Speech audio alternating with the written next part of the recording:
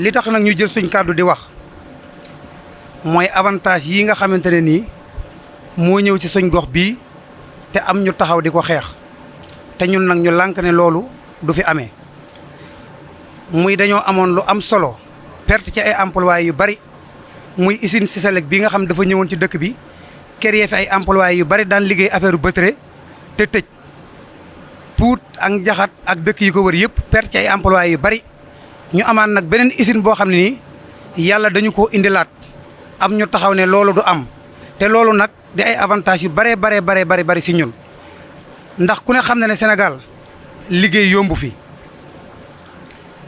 kon képp koo xam ne ni tey dafa jug pour créer ay employés ñun li ñu war a def mooy jàppale ko dëgëral ko suuxat ko ba ñëpp gis ci seen bopp ñëpp man see jariñu loolu daal moom lañ bëggoon di nga xam ne ni di ko seedeel fii journaliste yi nga xam ne ñun avantage bii daal nga xam ne am nañ ko fii ci Pout ak li ko wër bëgguñu mu rëcc ñu buñ sañoon usine bi employé yu muy créer Pout ak Njaxat ak Palal ak dëkk yi ko wër ëppale si ñëpp wasalaam. xam nga saxaar moom loolu manees na ko manees na koo wax mais ku ne xam na ne Sénégal ñaata usine ñoo fi nekk yoo xam ne nii bañ ko leen taxawal lu mel noonu lañ ci doon wax lu mel ne tey par exemple Dangote lu mel ne par exemple ICS bu Mbora ak yeneen yu bëree bëri yoo xam ni nit ñi dañ ne woon day rey nit day def lii day def lii day def lee loolu lépp ñàkk waxtaan rek moom moo ko indi woon waaye amaana buñ fekkoon waxtaan nañ ci rek looloo du am ndax usines yooyu ba léegi nii mu ngi taxaw te ay nit ñoo ngi cee liggéey te kenn déewut wasalaam. étude bi li mu génnee réellement mooy ñun li ñu intéressé woon ci étude bi mooy production bi su amee déjà ñiy liggéey ci usine bi est-ce que exposé nañ ça c'est un. deuxièmement li usine bi di génnee ci saxaar ci cheminée bi est-ce que baax na wala baaxul ñi nekk aux alentours ñi wër usine bi est-ce que ñoom ñu ngi ci danger.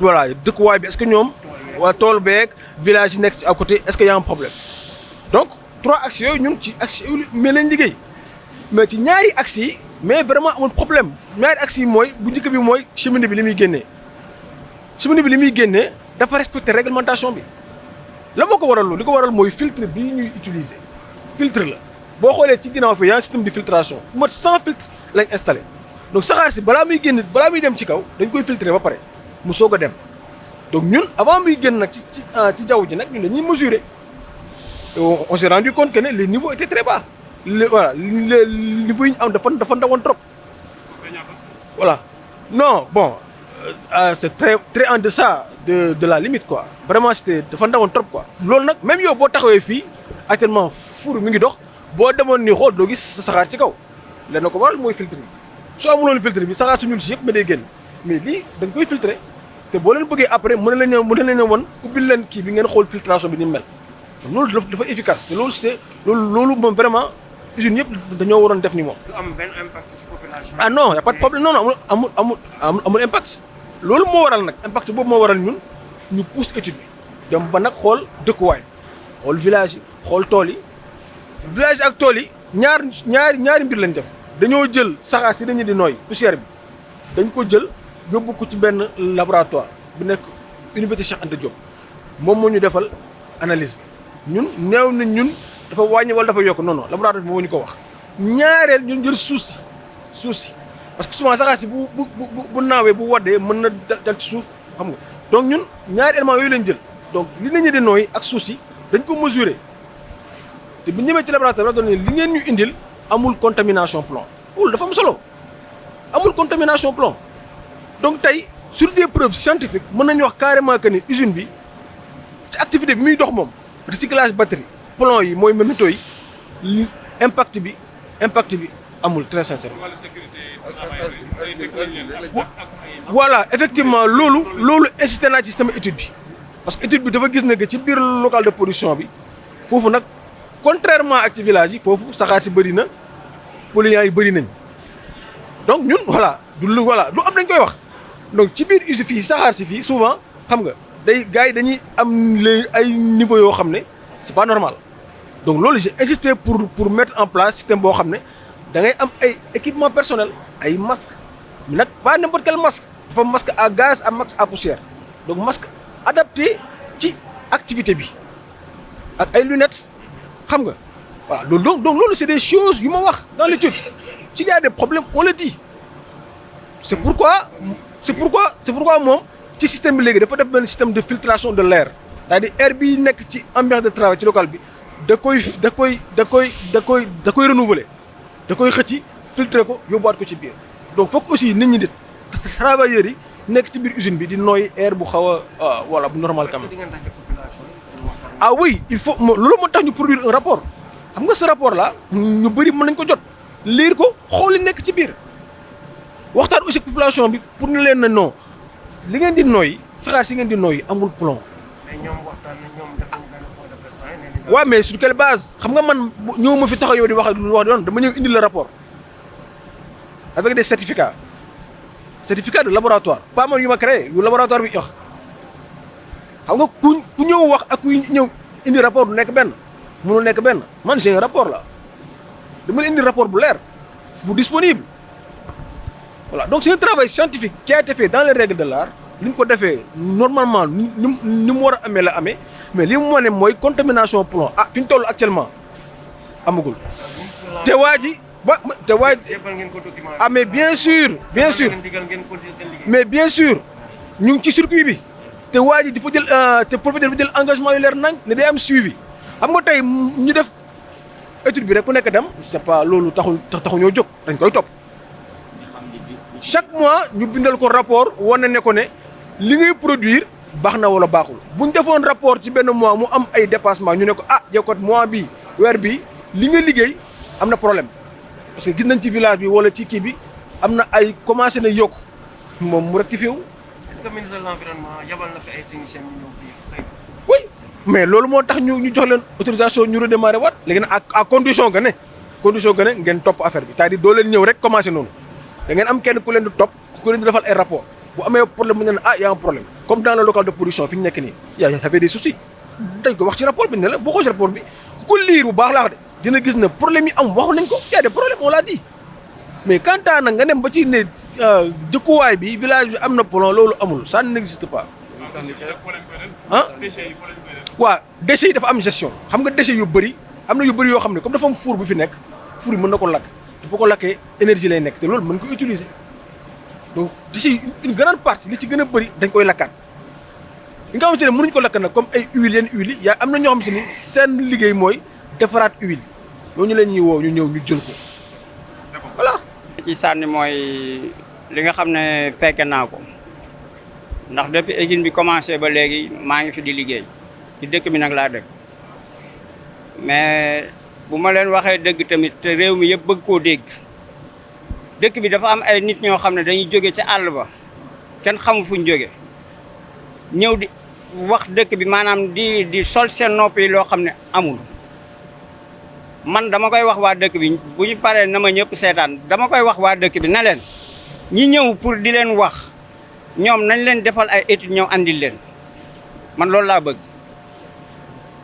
mais xam nga ñëw di wax nii ci ay nopp nit rek taxul ay affaire réseaux sociaux jàppal bàyyil affaire yooyu loolu taxul nit mën a fii li fi mën a yàq bari na mais li fi mën a defar bari na bu ma sañoon ñu dellu ginnaaw xoolaat li nga xam ne mooy intérêt ndaw ñi parce que tamit ndaw ñi sonn nañ li nga fi gis nii yëpp ñuy liggéey gis nga ni ñu tollu employé yi bu guddi jotee bon en même temps 100 jëm kaw daal parce que ni ñu toll nii bu guddi jotee am na beneen équipe buy renouveler encore boo xam ne ñoom ñooy fanaan 24 heures sur 24 day daw. ñëpp ci village bi lañ dëkk. non ñëpp dëkkuñu ci village mais ñëpp Pout lañ dëkk. waaw diggante Pout Kër Mousse ci village bi di ko wër daal waaw mais man waaw baax na fi parce que xam nga lu tax ma ne baax na fi parce que ñun Sénégal dañoo manqué liggéeyukaay ndaw ñi loolu lañ manqué ñun boo ñu gisee ñuy dugg ci gaal yi di rey suñu bopp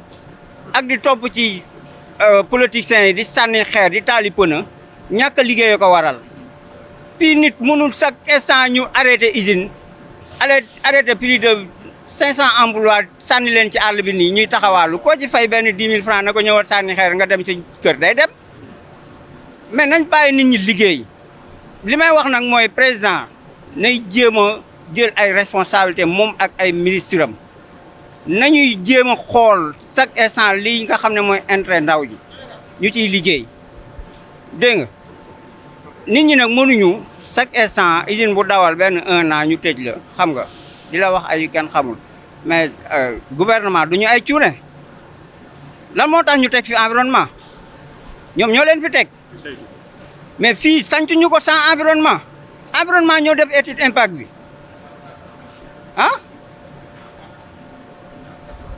waaw mais kon du ñu ay cuune ñëwuñu xool nii rek daal di tëj usine teg usine bi nii di ko xool il fallait que ñu bàyyi xam nga il faut que ñu bàyyi ñi nga xam ne ñooy wax ci àll bi parce que andiwuñu benn résultat boo xam ne nit dañuy topp pour mën a tëj usine. Bon, écoutez, l'installation d'une telle usine demande quand même sur le plan environnemental une évaluation. Pouvant prouver que les émissions au niveau de la production n'affectent pas ou bien ne dépassent pas les limites admises par la réglementation.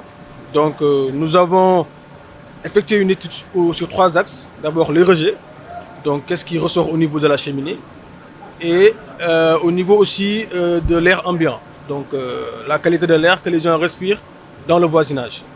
Donc au niveau des rejets, nous avons fait des analyses de combustion qui ont montré que les niveaux étaient très bas, donc très largement en deçà de la limite admise. Et vous pouvez le constater à l'heure où nous sommes en train de faire cette interview, le four fonctionne et il n'y a presque pas de rejet au niveau, il n'y a presque pas de fumée au niveau de la cheminée.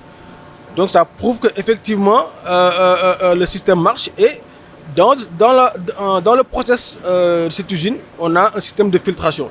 Donc on a des filtres qui sont là, c'est des filtres électrostatiques qui filtrent à peu près 99% des particules. Et c'est très efficace, c'est ce qui a conduit à ce que les limites soient, à ce que les niveaux soient très bas au niveau des rejets. Donc ça, c'est un aspect qui est très important. Donc le fait de placer un système de filtration, vraiment, ça a eu un impact vraiment très positif au niveau des rejets atmosphériques. Au-delà de ça, on a aussi mesuré la qualité de l'air ambiant dans le voisinage. Donc essayer de voir quels sont les niveaux de métaux, puisque là on parle de recyclage de batteries. Donc il y a le plomb. Donc quels sont les niveaux de plomb, de métaux dans l'air ambiant. Donc nous avons fait un monitoring au niveau des différents points, n'est-ce pas, qui tournent autour de l'usine. Donc dans le village d'Indjahat, au niveau des champs, au niveau de quelques points qui entourent l'usine. Et nous avons effectué des tests avec l'ITNA, l'Institut de technologie nucléaire appliquée de l'université. Donc nous, on a fait le prélèvement, on a pris les particules en suspension dans l'air, on a amené au niveau des labos de l'ITNA. Et c'est l'ITNA qui a fait l'analyse des métaux. Il nous a montré qu'effectivement, en termes de plomb, en termes de métaux, les niveaux sont extrêmement très bas. Vous voyez ce que je veux dire?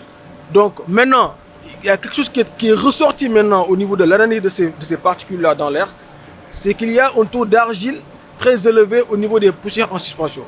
Quand on sait qu'il y a une cimenterie juste à côté, on peut comprendre. Hein? Voilà. Donc le niveau de poussière dans l'air ambiant, vraiment, il y a beaucoup d'argile dedans. Donc maintenant, contrairement au plomb. Donc vraiment, l'étude a montré que le niveau de plomb ou de métaux lourds dans l'air ambiant, dans le voisinage de l'usine, est extrêmement bas. Donc dire aujourd'hui que l'usine pollue l'environnement, ça c'est inexact. Donc sur le plan scientifique, on a tenu à travailler de façon vraiment indépendante, voilà, et collaborer avec des sources, n'est-ce pas, externes, n'est-ce pas, comme l'ITNA, comme des laboratoires qui sont accrédités, qui nous ont fait les analyses et qui ont montré qu'il n'y a pas vraiment de métaux lourds, n'est-ce pas, à des niveaux inquiétants dans l'environnement. Voilà, ça il faut quand même le souligner. Donc dans cette usine, quand même, ils ont pris des engagements pour réduire les émissions, n'est-ce pas? Et ça marche. Voilà. Qu'est-ce qui a commandité cette étude-là? Le responsable de l'usine nous a consulté. Nous, on est IMEM Biotox, donc c'est un cabinet, IMEM et Biotox. Donc on est accrédité.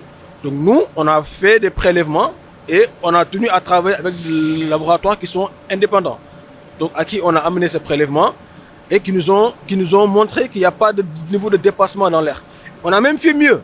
On a pris des prélèvements de sol. prélèvement de sol, parce qu'il peut y avoir rejet et que ces particules-là tombent au niveau du sol. Donc on a aussi fait des prélèvements au niveau de l'usine même et dans le voisinage.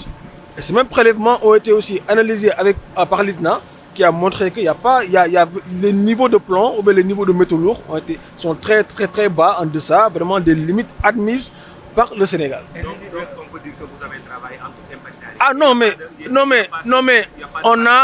nous on travaille, on a IMEM Biotox, n'est-ce pas, le cabinet IMEM en collaboration avec Biotox, nous on est un cabinet accrédité. C'est-à-dire on travaille de façon indépendante, nous sommes des scientifiques. Et la preuve, dans le rapport, la traçabilité fait que sur tous les points où on a fait des prélèvements, on a fait des études, c'est des points qui ont été géolocalisés. C'est-à-dire quelqu'un d'autre peut venir faire une contre-expertise sur les mêmes points de prélèvement et ils verront qu'on a les mêmes résultats. Il n'y a pas de problème à ce niveau. Le fait que ce soit l'usine même qui est commandite. Oui, mais l'usine, mais c'est normal que l'usine fasse cela, parce que l'usine, le ministère de l'Environnement demande à ce que les cabinets, n'est-ce pas, qui fassent cela, n'est-ce pas, puissent accompagner ces entreprises. Ah, mais c'est normal, c'est notre travail. Nous, on accompagne les entreprises. Voilà, écoutez. L'usine était à l'arrêt depuis combien de temps et pourquoi Non, pas là. vous a donné l'autorisation de reprendre les activités? Non, écoutez, moi, quand je suis venu, l'usine fonctionnait. Quand nous, on faisait le travail, l'usine fonctionnait. Donc nous, on a fait des mesures dans l'ambiance de travail à l'interne, ici, dans l'usine. N'est-ce pas?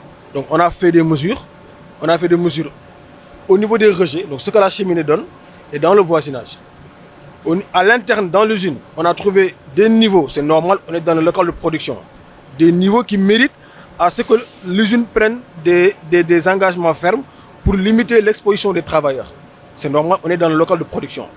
Mais quand il s'agit de l'extérieur, au niveau de l'environnement, dans le voisinage, les résultats qu'on a, c'est-à-dire quand on fait une analyse de labo, ce n'est pas nous on fait l'analyse, c'est le labo qui fait l'analyse. Nous, on lui donne le substrat sur lequel il fait l'analyse et il nous donne les résultats. Donc, ce n'est pas moi qui dis que le plomb est bas. Moi, je ne le dis pas. C'est l'ITNA qui dit que le plomb qui a été mesuré est bas. Moi, je ne le dis pas. Moi, je suis le consultant. Donc, moi, je suis quand même le tremplin entre l'entreprise et les labos. Et le ministre de l'Environnement vous a donné l'autorisation? Ah oui, c'est ça. On est là pour ça. On est là pour accompagner les entreprises pour travailler dans ce sens-là. Voilà. S'il y avait des dépassements, si le labo nous avait dit qu'à tel point on a un dépassement, on vient, on lui présente, le labo a dit qu'à tel point on a un dépassement. Nous, on ne fait que lui donner le résultat du travail. Voilà. Et pour ce qui est de la gestion des déchets? Oui, la gestion des déchets aussi, ça c'est un autre aspect sur lequel l'usine travaille. Vous voyez ce que je veux dire? Quand vous venez, vous voyez exactement que les gens sont en travaux. Donc il y a des efforts qui sont en train d'être faits. Vous voyez ce que je veux dire?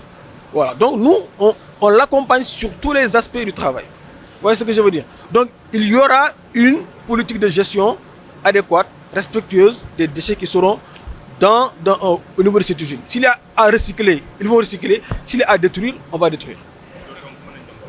Et vous allez aussi travailler de concert avec les populations? Ah mais bien sûr.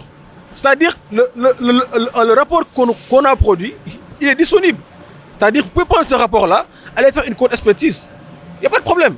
Donc par souci de traçabilité, tout ce qui a été fait, n'est-ce pas, dans ce rapport-là, n'est-ce pas, peut être réalisé en contre-expertise. Donc tous les points sur lesquels on a travaillé ont été géolocalisés. Donc si on a travaillé à tel point, vous pouvez aller faire la contre-expertise et vérifier les résultats. Et travailler avec les mêmes labos avec lesquels on a travaillé. Allez les donner vos substrats, ils feront les analyses. Voilà, pas de problème. La destination, certains sont détruits sur place, n'est-ce pas? Parce qu'on a un four là. Donc il y a une bonne partie des déchets qui peuvent être recyclés même dans le four, qui vont servir, voilà, en termes d'énergie.